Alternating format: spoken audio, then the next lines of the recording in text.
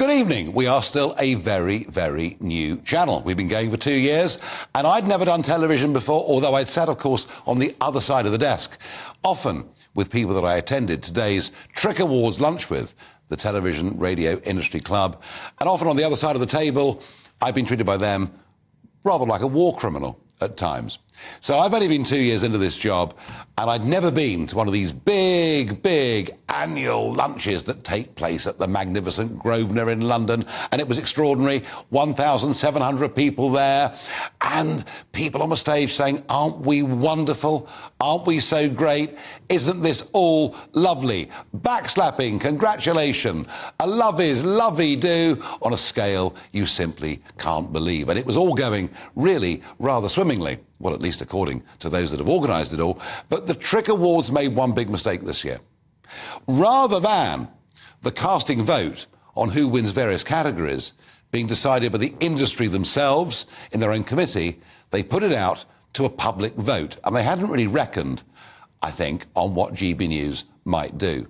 Shock number one, and boy, it was a shock, was when GB News Breakfast won, and that is just the most incredible achievement. I mean, Good Morning Britain, which is a very heavily funded programme that's been going for years, and yet, the public voted for GB News Breakfast, and that is an absolutely massive credit to the midweek and the weekend teams. And then it came to News Presenter of the Year, and it was a very august cast. Of course, we had, Susanna Reid and the great, if you believe it, because he often says it, Piers Morgan, myself, and Stephen Dixon, and Eamon Holmes as well. So 3 of the 5 that made the shortlist were from GB News. You would have thought the industry was beginning to get a bit of a hint. Well, I won. And I won not really because of me, but because of you. And we asked you again and again if you wanted to back me to go onto the TRIC website to vote. 5 times we crashed the website. There were some saying that it was clearly going to be a rigged election, but in the end, it proved that it wasn't. And they were astonished by the number of people that engaged and voted in this process. So look, I am delighted, thrilled, as a new boy in television to have won this award. But this is more about you making the effort to vote for me than it is about me. So, of course, my moment came to get up and give a speech. And I thought, well, I'm going to be as magnanimous in victory as I possibly can. And I thanked all those that have voted for me, especially those that lived outside the M25, little dig at those that live in central London. But then I couldn't resist having a go at something called Bub. I know you've never, ever heard of it, but all the figures for television viewing, whether it's news or entertainment or whatever it may be, all of it comes out through an organisation called BARB. BARB are 5,300 boxes that are in people's homes around the country. And guess who owns the organisation that publish the viewing figures?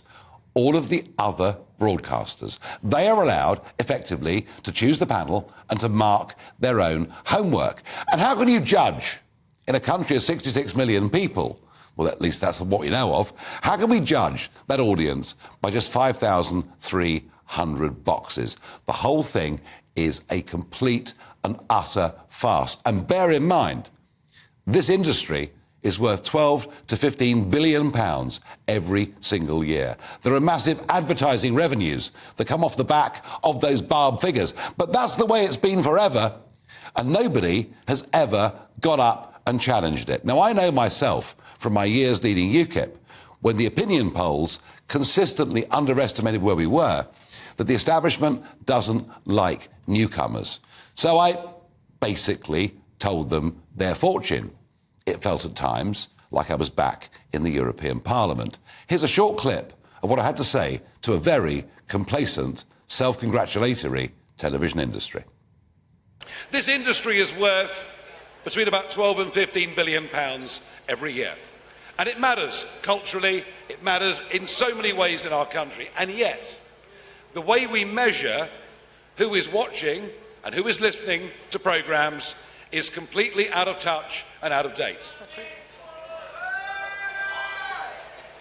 I had much louder than this in the European Parliament, sir. I'm disappointed. The idea that Barb, from which all the advertising is set, is owned by the existing broadcasters means the industry is marking its own homework. The idea that 5,300 boxes across the country, oh, I can hear the noise. There's a lot of money at stake. There's a lot of money at stake.